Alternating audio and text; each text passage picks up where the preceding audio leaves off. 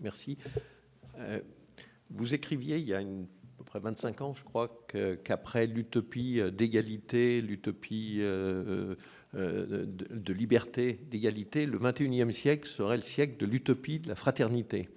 Est-ce que ces 25 premières années vous ont fait changer d'avis, ou alors est-ce que vous avez transformé le terme et que votre altruisme intéressé serait cette fraternité que vous pressentiez? En première division, et de loin.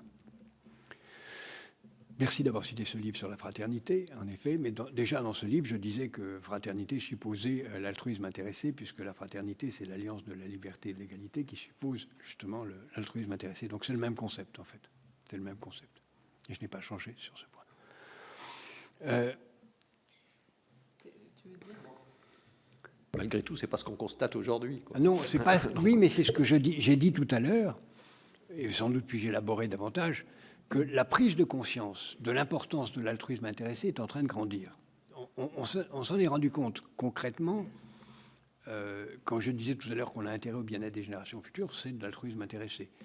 Quand on s'est rendu compte qu'on avait intérêt à ce que tout le monde soit vacciné pour se protéger, c'est de l'altruisme intéressé.